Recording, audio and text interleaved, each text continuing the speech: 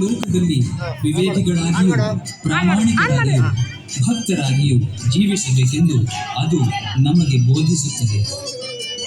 ತಿಮೊಥೆಯನಿಗೆ ಬರೆದ ಪತ್ರ ಅಧ್ಯಾಯ 2 ವಾಕ್ಯ 11 ಮತ್ತು 12.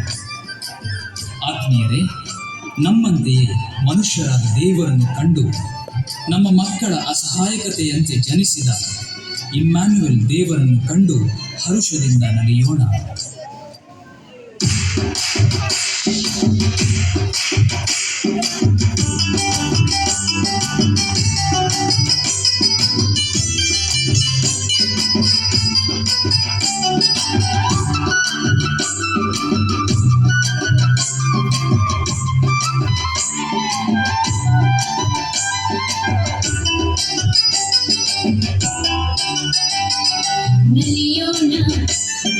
ನಲಿಯೋಣ ಕ್ರಿಸ್ತ ಜನನ ಈ ದಿನ, ತಂದೆಗೆ ಬರಹರಿಸಿ ಹಾಡೋಣ, ದಿವ್ಯ ಯೇಸು ಕಂದನ ನಮಿಸೋಣ, ನೀರಿ ಮಾತೆಯೊಂದಿಗೆ ಹರ್ಷಿಸೋಣ, ನೀರಿ ಮಾತೆಯೊಂದಿಗೆ ಹರ್ಷಿಸೋಣ.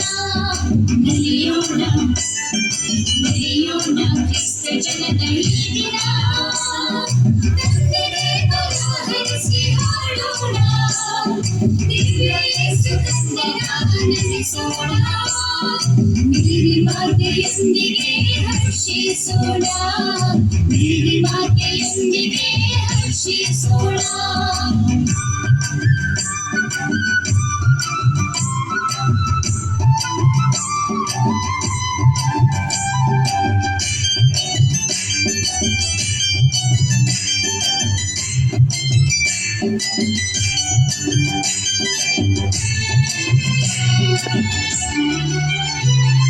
ದೇವದೂತರ ಗಾಯನ ಮಾಡಿನಲ್ಲಿ, ಪ್ರೀತಿ ಕೊಡುಗೆಯ ಅನುಭವ ಮನುಷ್ಯರಲ್ಲಿ, ಶಾಂತಿ ಹರಿಯುತ್ತಿದೆ ಗೋದಲಿಯಲ್ಲಿ, ಮನುಷ್ಯ ಕುಲ ಕಾಯುತ್ತಿದ್ದು ಭರವಸೆಯಲ್ಲಿ.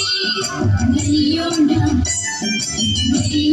ಕ್ರಿಸ್ತ ಜನನ ಈ ದಿನ, ತಂದೆಗೆ ಬರಹರಿಸಿ ಹಾಡೋಣ, ದಿವ್ಯ ಯೇಸು ಕಂದನ ನಮಿಸೋಣ, ನೀರಿ ಮಾತೆಯೊಂದಿಗೆ ಹರ್ಷಿಸೋಣ, ನೀರಿ ಮಾತೆಯೊಂದಿಗೆ ಹರ್ಷಿಸೋಣ.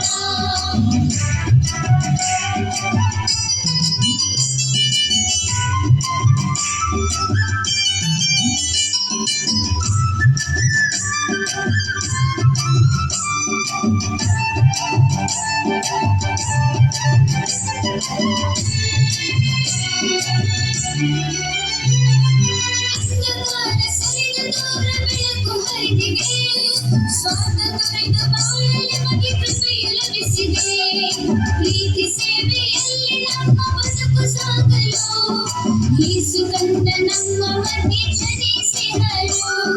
ನಲಿಯೋಣ ಕ್ರಿಸ್ತ ಜನನ ಈ ದಿನ, ತಂದೆಗೆ ಬರಹರಿಸಿ ಹಾಡೋಣ, ದಿವ್ಯ ಯೇಸು ಕಂದನ ನಮಿಸೋಣ, ನೀರಿ ಮಾತೆಯೊಂದಿಗೆ ಹರ್ಷಿಸೋಣ, ನೀರಿ ಮಾತೆಯೊಂದಿಗೆ ಹರ್ಷಿಸೋಣ. ನಲಿಯೋಣ ಕ್ರಿಸ್ತ ಜನನ ಈ ದಿನ, ತಂದೆಗೆ ಬರಹರಿಸಿ ಹಾಡೋಣ, ದಿವ್ಯ ಯೇಸು ಕಂದನ ನಮಿಸೋಣ, ನೀರಿ ಮಾತೆಯೊಂದಿಗೆ ಹರ್ಷಿಸೋಣ, ನೀರಿ ಮಾತೆಯೊಂದಿಗೆ ಹರ್ಷಿಸೋಣ.